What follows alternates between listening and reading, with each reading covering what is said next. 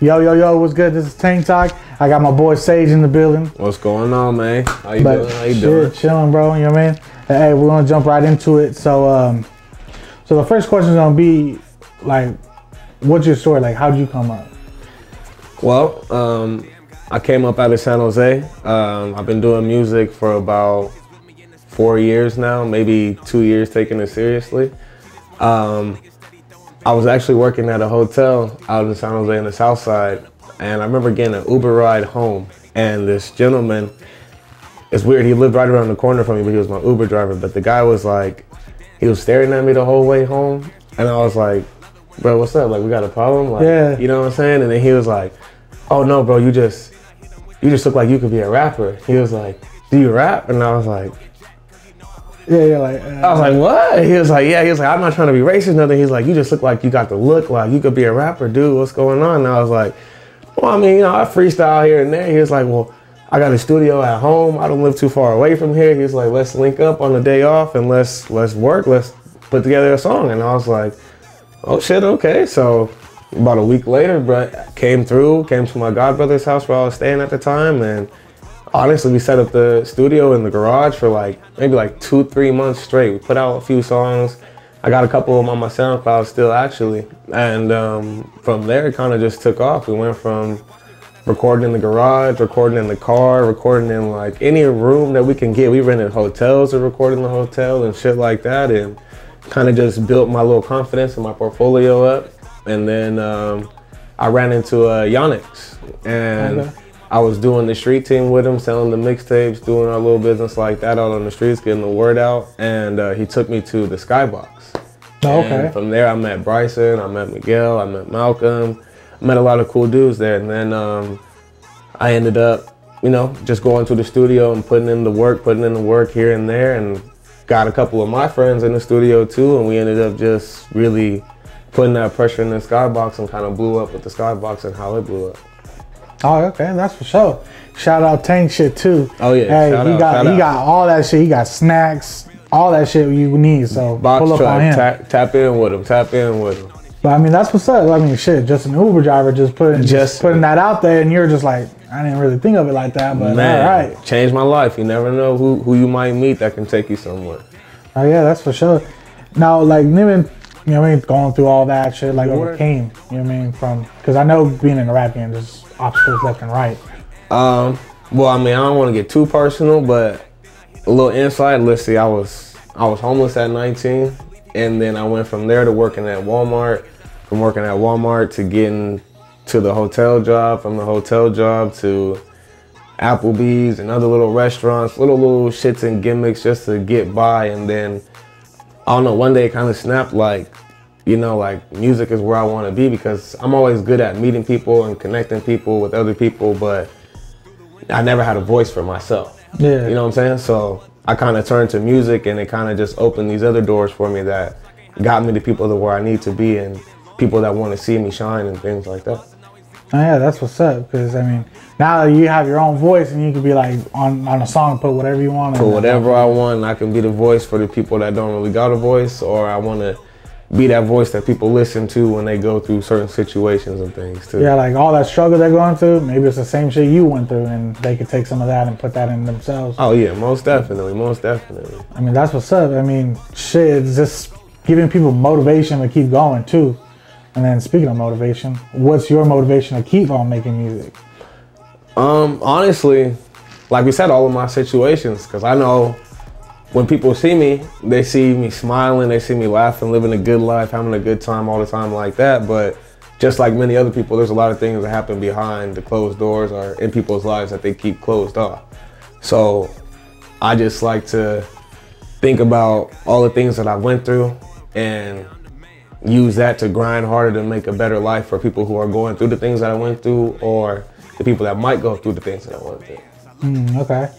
And then, like, you know what I mean, everything that you went through kind of made you to who you are today. Because some people are like, you know what I mean, if they change just one little part of what they did in their like childhood or whatever, like, you could have changed their whole life.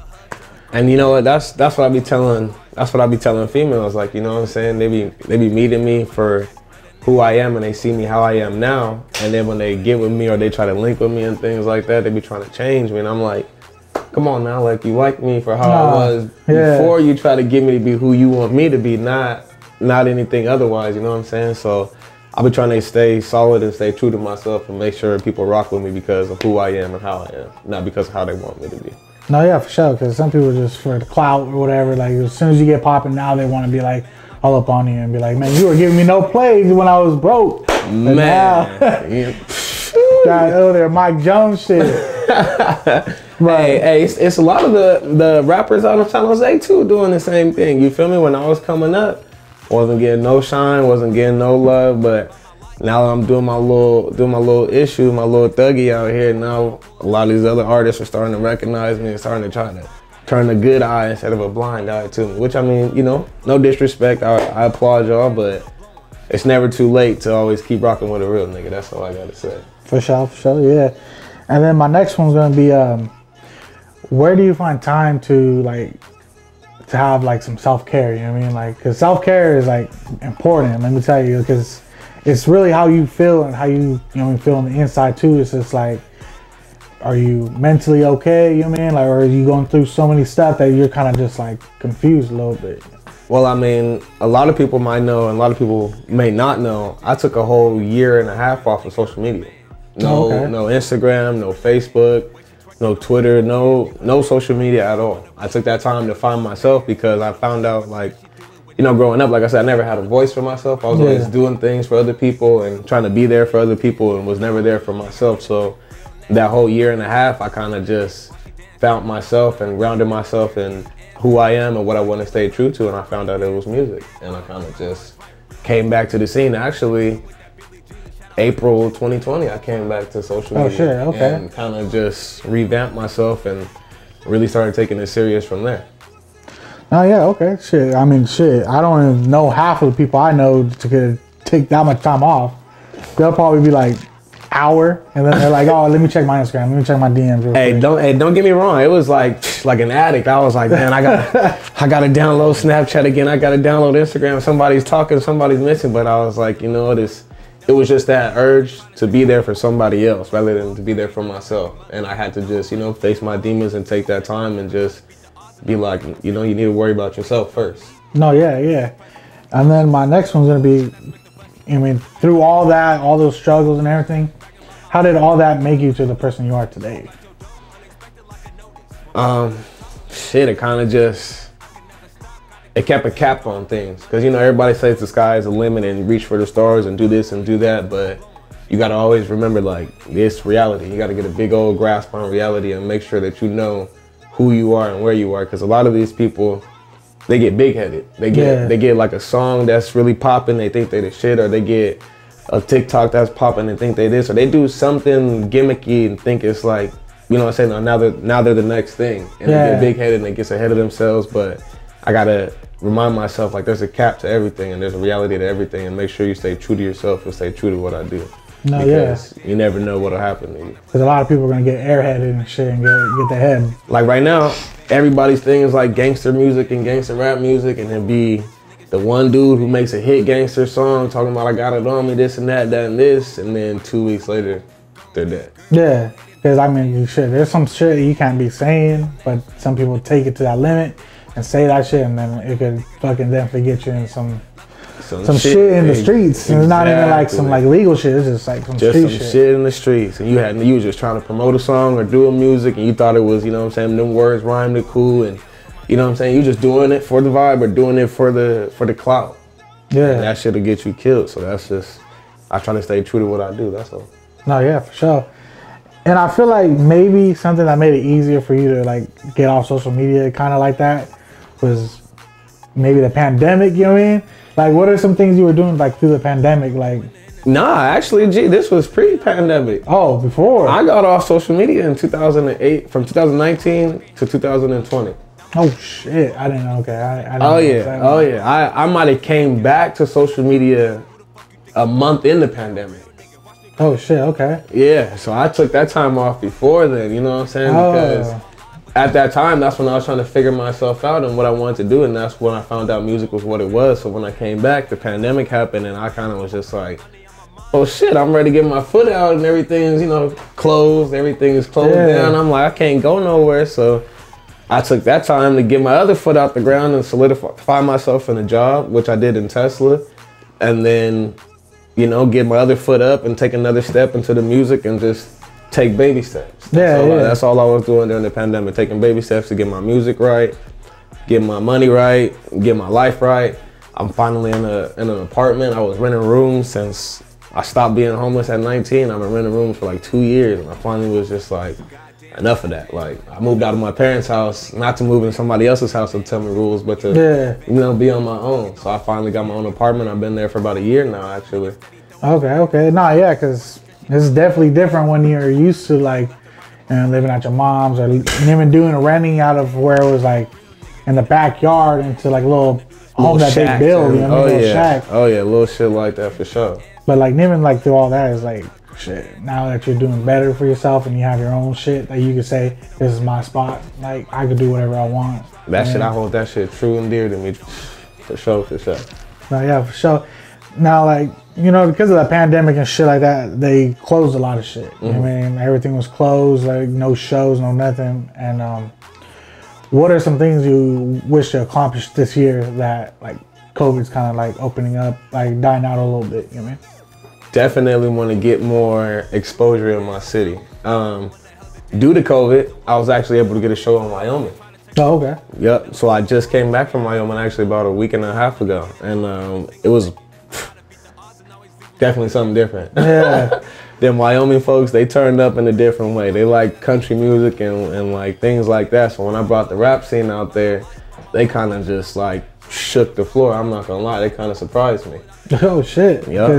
I mean, I've never been out of fucking, I think I've been out of California once, and it was to Texas to visit my boy and shit.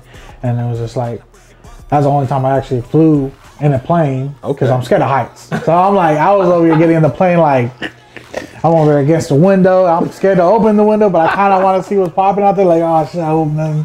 Like, I don't know, but I mean, I went out there, and you know what I mean, it's definitely different compared to like if you're from the Bay and you know what I mean, from a different area, that you could totally stand out, because a lot of people are like, you ain't from here, huh? And then I'm just like, nah, I'm from Check Canada. This.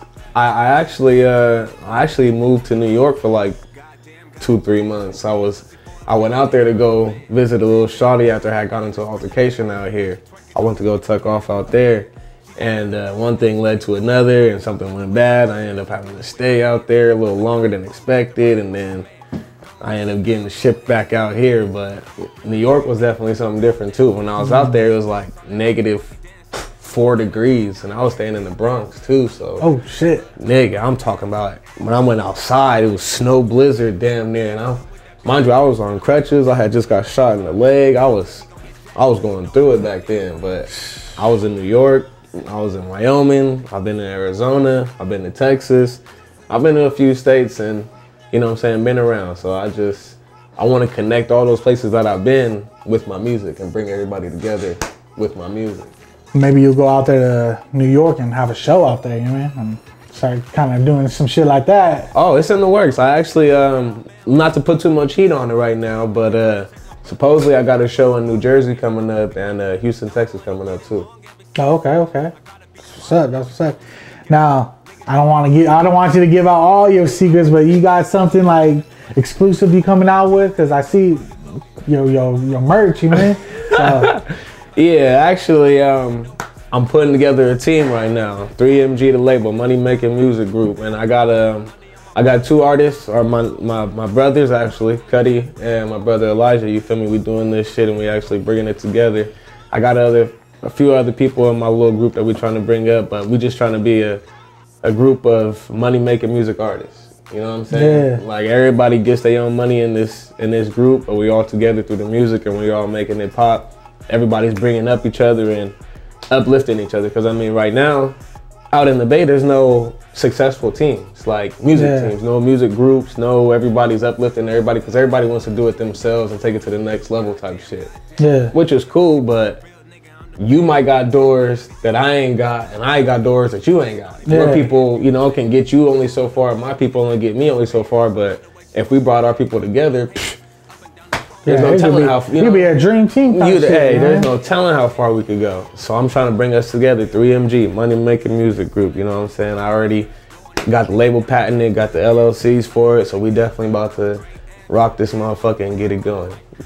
For sure, for sure. Do you guys have like a studio you guys going with right now? Cause actually, you know what I'm saying, we ain't got no studio together yet. We trying to get all that shit in the works right now.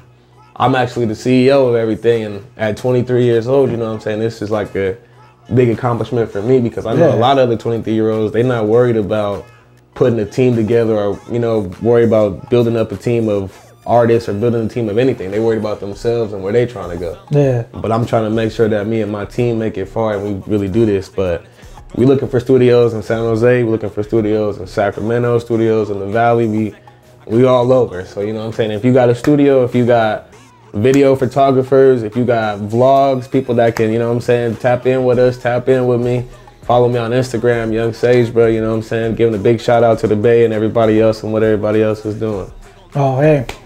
We got Shark Tank Studios. I'm doing my shit in, you know what I mean? And to be real, he had a lot of big names in here, man. Like he got Chippers, he got Lazy Boy, you know what I mean? So like he get big names in here too. And you know, shout out Uncle Jack, you feel me?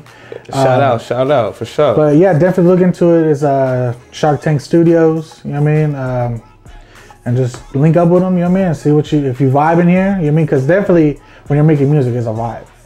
You can't just be like, oh yeah, I'm gonna go to this studio. Period. It's gotta be a whole captured vibe.